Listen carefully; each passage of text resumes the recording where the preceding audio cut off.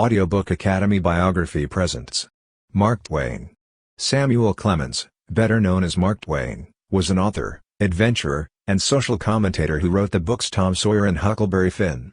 The Adventures of Tom Sawyer and The Adventures of Huckleberry Finn by Samuel Clemens, better known as Mark Twain, are both considered American classics. As a journalist, educator, entrepreneur and inventor, he was also a riverboat pilot and a riverboat captain. Childhood.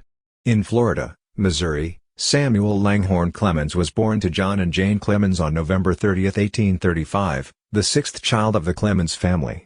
His family relocated to nearby Hannibal, a thriving river town of 1,000 people, when he was 4 years old. Throughout his life, John Clemens tried his hand at several different jobs, including those of a storekeeper, lawyer, judge, and land speculator, all while trying to make ends meet for his family. According to one version, Sam's father never laughed when he was a child. His mother, on the other hand, was a jovial homemaker who spent many a cold winter night entertaining her family with stories.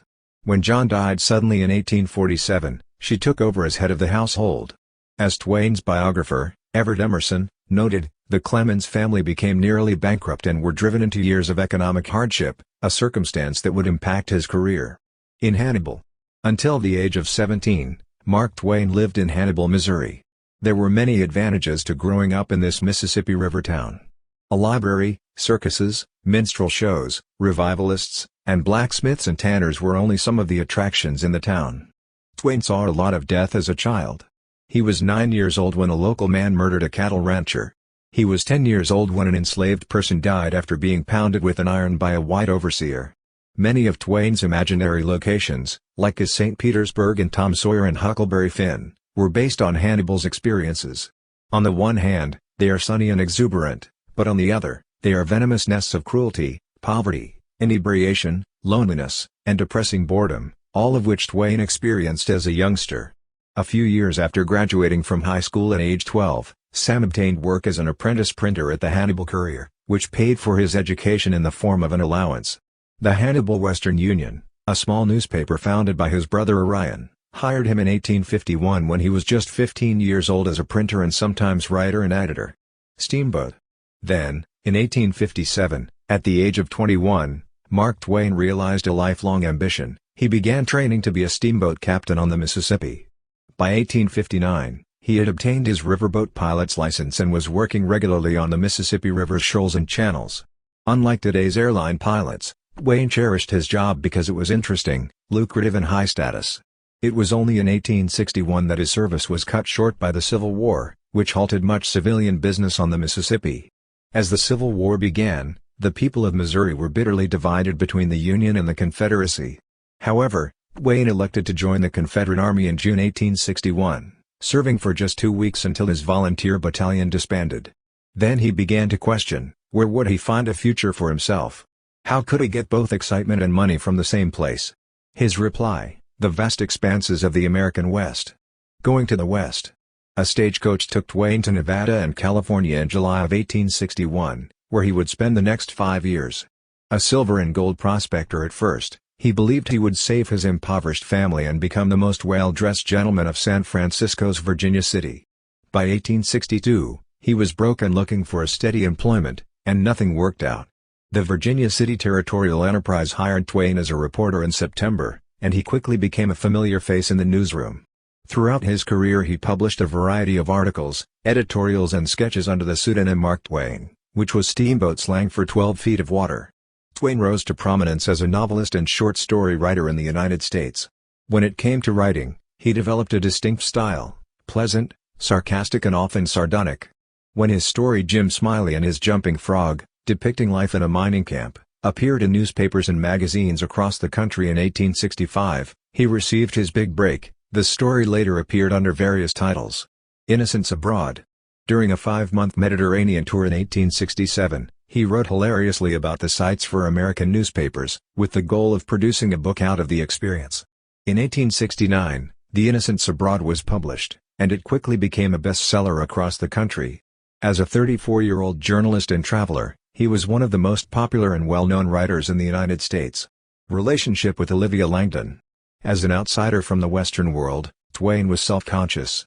There was an Eastern establishment based in New York City and Boston that controlled the cultural life of the country during those years, an establishment that intimidated Mark Twain with its strict Victorian values and best wealth. Scholar Hamlin Hill noted that these thoughts were conflicting with his aggressiveness and vanity, writing, "A near irrefutable and almost overwhelming sense of inadequacy rattled through his head."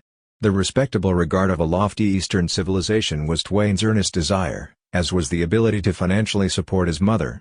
Olivia, Livy, Langdon, a wealthy New York coal merchant's daughter who was 24 at the time, married him in February of that year. Twain couldn't believe his good fortune when he wrote to a friend shortly after his wedding, "I have the only sweetheart I have ever loved. She is the best girl, and the kindest, and gentlest, and daintiest, and she is the most perfect pearl of womankind." When it came to Livy's outlook on life and the people around her, she took great satisfaction in her religious, high-minded, and gentile outlook.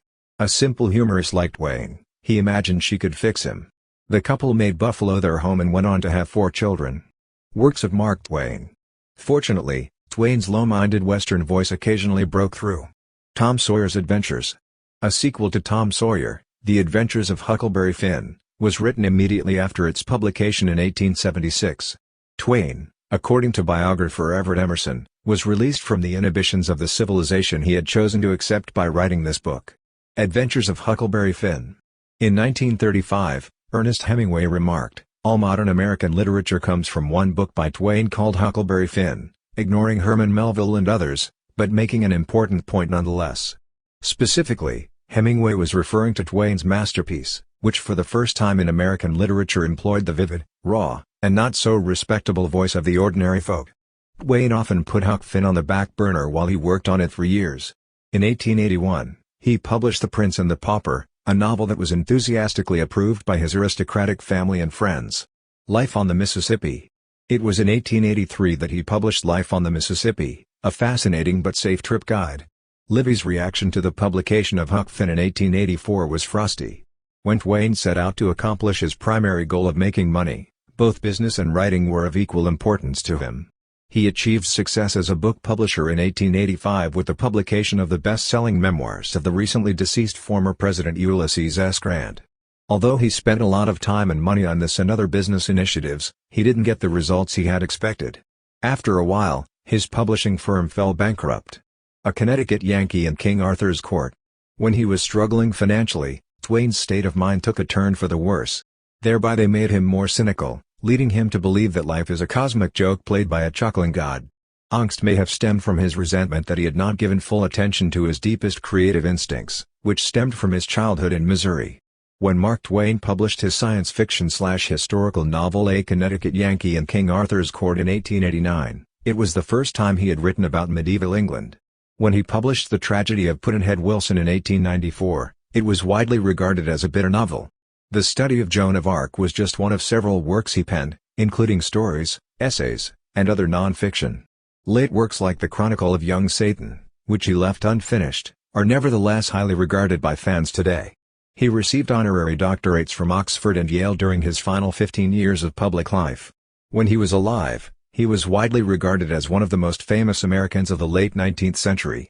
One of the world's best-known celebrities, he toured the world in 1895-96 to pay off his debts, and he had a successful round-the-world lecture tour in 1896.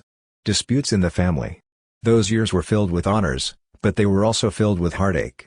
Their infant son Langdon died of diphtheria early in their marriage, and his favorite daughter Susie passed away from spinal meningitis at the age of 24 in 1896. Because he was away from home at the time, he was devastated by the tragedy all the more. She was diagnosed with a severe form of epilepsy and her younger sister, Jean died of a heart attack in 1909, at the age of 29. Twain and Clara, his middle daughter, had a strained relationship for many years. Livy died in June 1904, when Twain was on a trip, after a protracted battle with cancer. In the words of historian R. Kent Rasmussen, his feelings toward her are confusing in their entirety. Why did he spend so much time away from Livy if he truly valued her friendship? Although Twain may have been absent for 34 years of their marriage, he had always had a deep love for his wife. In honor to her, he wrote, "Wherever she was, there was Eden." Although he maintained an amicable face for his audience, Twain's final years saw him get bitter. In the privacy of his own home, he displayed a shocking lack of empathy for those close to him. He lived in hell for the last decade of his life, wrote Hamlin Hill. He wrote a good deal, but he never got around to finishing any of his projects. His recollection was hazy. Voluptuous rages, paranoia, and depression plagued Twain throughout his life, which he tried to alleviate with cigars, reading books in bed, and endless hours of billiards and card games. Death. On April 21, 1910, at the age of 74, Mark Twain passed away. He was laid to rest at Elmira, New York, where he had lived. This historic Hartford, Connecticut, home of Mark Twain, is now a well-known tourist destination and a registered National Historic Landmark. Throughout the 19th and early 20th centuries, Twain is regarded as a masterful chronicler of American life.